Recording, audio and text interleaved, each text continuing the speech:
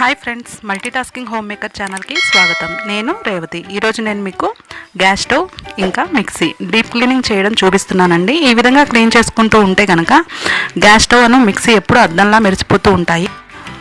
ఇక మనం వీడియోలోకి వెళ్ళబోయే ముందు క్లీనింగ్కి ఈ టిప్ ఒకటి చూడండి.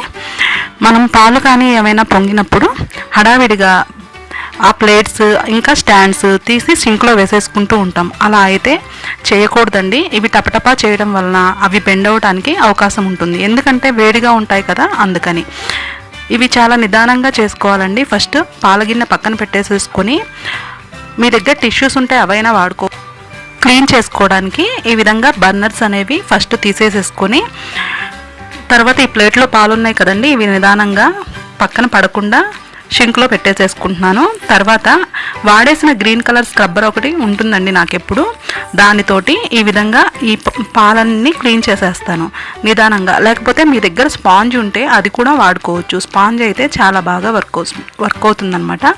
ఇంకా తడిగుడ్డతోటి ఈ ప్లేస్ అంతా క్లీన్ చేసేసుకుంటాను నీట్గా. ఒకసారి పిండి మళ్ళీ క్లీన్ చేసుకుంటాను.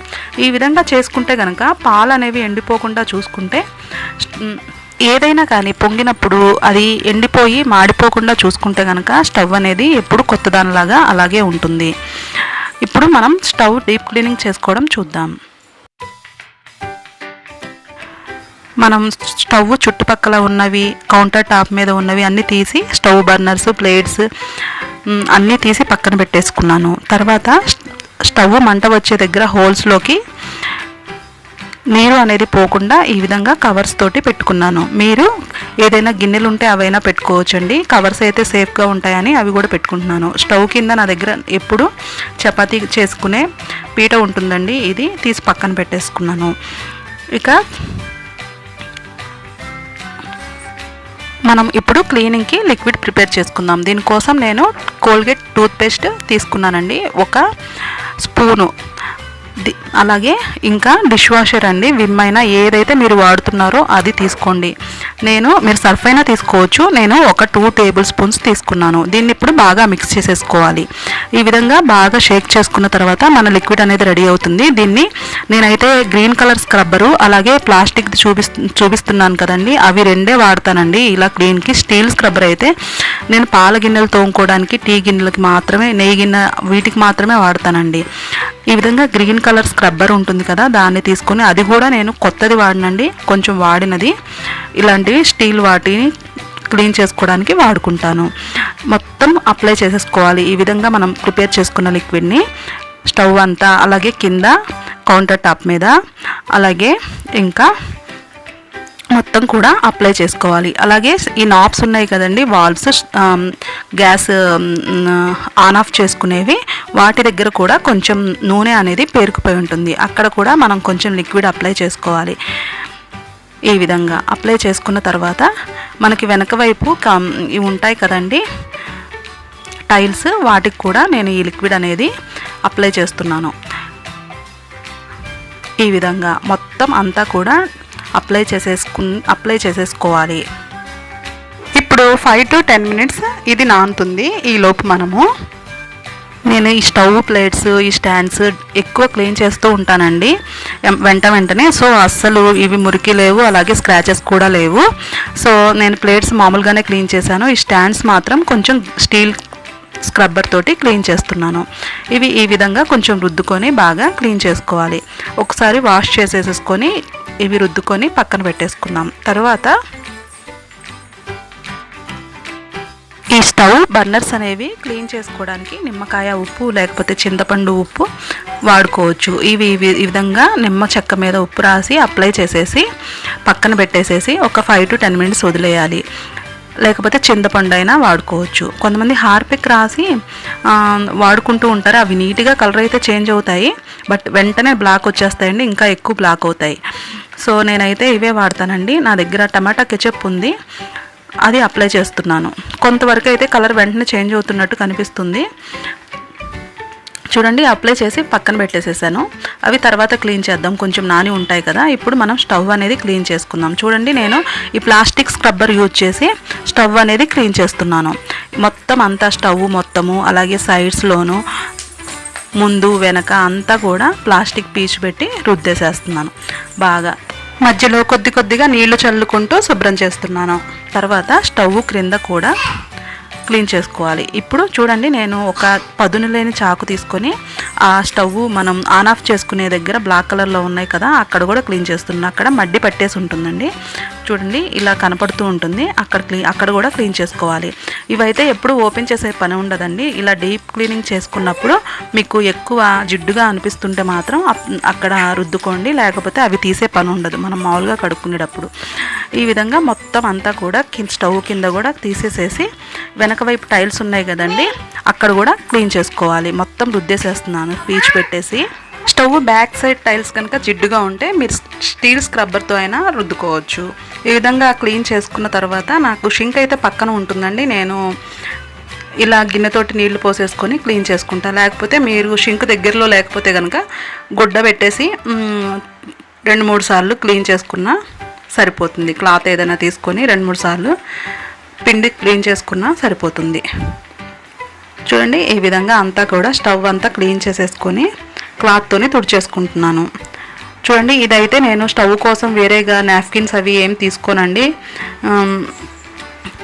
ఈ విధంగా మా పిల్లల టీషర్ట్స్ ఉంటాయి కదండి, అవే వాడుకుంటాను. ఎక్కువ 2 పిల్లలు కదా, ఎక్కువ ఉంటూ ఉంటాయి, అవే వాడతాను అనమాట. వీటితోనే చాలా నీట్గా క్లీన్ అయినట్టు నాకు అనిపిస్తుంది. సో నేను ఇవే యూజ్ చేసుకుంటాను. ఈ విధంగా మొత్తం కింద టైల్స్ వెనకాల అంతా కూడా తుడిచేసేసుకొని ఒకసారి ఈ విధంగా చూడండి. మనం ఈ బ్లాక్ కలర్వి వాల్వ్స్ ఉన్నాయి, ఇవి ఆన్ ఆఫ్ చేసుకునేవి ఉన్నాయి కదా బటన్స్, వీటికి కూడా పక్కన కార్నర్స్లోనూ కొంచెం మడ్డి పట్టేసి ఉంటుంది. అక్కడ కూడా మనం కొంచెం ఏదైనా ఫోర్క్ కానీ లేకపోతే చిన్నది కత్తి కానీ పదును లేనిది తీసుకు క్లీన్ చేసుకోవాలి. క్లీన్ చేసుకొని ఈ విధంగా సెట్ చేసుకోవాలి. ఇప్పుడు ఈ బర్నర్స్ చూడండి కొంచెం కలర్ చేంజ్ అయినాయి కదా, ఈ విధంగా బర్నర్స్ అది కొంచెం టమాటా కెచప్ది ఎక్కువ చేంజ్ అయిందనమాట కలర్. కొంచెం ఎక్కువసేపు నానబెడితే ఎక్కువ కలర్ చేంజ్ అవుతాయి. ఈ విధంగా రుద్దంగా కలర్ అనేది మారుతాయి అన్నమాట. ఈ విధంగా క్లీన్ చేసుకొని ఇవి కూడా పెట్టేసేసుకున్నాను. చూడండి, మనం ఈ విధంగా కవర్స్ పెట్టేసుకున్నాం కదా, కాబట్టి అస్సలు వాటర్ వెళ్ళదు. వాటిల్లో కనుక వాటర్ వెళ్ళిపోతే గ్యాస్ స్టవ్ అనేది పాడవుతుందనమాట. ఎక్కువ మనం క్లాత్తోని క్లీన్ చేసుకొని వీక్లీ వన్స్ కానీ లేకపోతే ఇలా ఎప్పుడైనా వంటలు అవి చేసుకున్నప్పుడు పిండి వంటలు ఎక్కువ డీప్ క్లీనింగ్ చేసుకోండి. మామూలుగా అయితే ఎక్కువ ప్రిఫరెన్స్ తుడుచుకోవడానికే ఇవ్వండి. ఇక నెక్స్ట్ వచ్చేసి మనం ఈ లిక్విడ్తోనే మిక్సీ కనుక క్లీన్ చేసుకుంటే మిక్సీ కూడా అద్దంలా మెరిసిపోతుంది అనమాట. చూడండి, గ్రీన్ కలర్ స్క్రబ్బర్ ఒకటి తీసుకొని దాంతోనే ఈ లిక్విడ్ అంతా కూడా మిక్సీకి అప్లై చేసేస్తున్నాను. మనం మిక్సీ వేసుకునేటప్పుడు ఎప్పుడైనా కానీ ఒక క్లాత్ అనేది పక్కన పెట్టేసేసుకొని ఏదైనా మిక్సీలోంచి బయటకు వచ్చి చిందినా కానీ వెంటనే క్లీన్ చేసుకుంటే కనుక కొంచెం క్లాత్ని తడి చేసుకొని మిక్సీ ఎప్పుడు నీట్గా ఉంటుంది. అలాగే మనం క్లీన్ చేసుకునేటప్పుడు కానీ మిక్సీలోంచి ఏదైనా చిందినప్పుడు కానీ వాటర్ అనేవి మిక్సీ లోపలికి అస్సలు వెళ్ళకూడదు. అలాగే మనం ఇప్పుడు లిక్విడ్ పెట్టి క్లీన్ చేస్తున్నాం కదా, అది కూడా మనం క్లాత్ తడిగుడ్డ లోంచి కూడా వాటర్ అనేవి అస్సలు వెళ్లకుండా గట్టిగా పిండుకోవాలి. లిక్విడ్ కూడా మనం క్లీన్ చేసుకుంటూ ఉన్నాం కదా, ఇది కూడా మిక్సీలోకి వెళ్ళకుండా జాగ్రత్త పడాలి. చూడండి, ఈ కార్నర్స్లో నల్లగా ఉంది కదా, జిడ్డు పట్టేసినట్టు, అది కూడా ఇక్కడ మిక్సీకి మధ్యలో సందుల్లాగా ఉన్నాయి కదా, వాటిల్లో కూడా కొంచెం బ్లాక్నెస్ అనేది ఉంటుంది. అది ఒక ఫోర్క్లో ఈ విధంగా పొడిగుడ్డ పెట్టి క్లీన్ చేసుకోవాలన్నమాట. చాకు కానీ లేకపోతే ఏదైనా ఒక ఫోర్క్ కానీ ఈ విధంగా క్లాత్ పెట్టేసేసుకొని క్లీన్ చేసుకుంటే ఆ బ్లాక్నెస్ అంతా వచ్చేస్తుందండి, మడ్డి కానీ బ్లాక్నెస్ కానీ. ఈ విధంగా మొత్తం అంతా కూడా నీట్గా తడిగుడ్డ పెట్టి తుడుచుకుంటూ తర్వాత పొడిగుడ్డ పెట్టి తుడుచుకోవాలి. అలాగే ఈ మిక్సీ లోపల తిరిగే దగ్గర ఈ వీల్ ఉంది కదండి, ఇక్కడ కూడా బ్లాక్గా అవుతుంది, అది కూడా ఈ విధంగా నీట్గా తుడుచుకోవాలి. చూడండి, ఈ విధంగా వీడియోలో చూపించిన విధంగా. అలాగే వాటర్ అనేవి లోపలికి పోకుండా, అది మనం లిక్విడ్ వేసి తుడుస్తున్నాం కదా, అది కూడా ఎక్కువ తీసుకోకుండా పిండుకొని తీసుకుంటూ ఉండాలి. ఈ విధంగా క్లీన్ చేసుకోవాలి.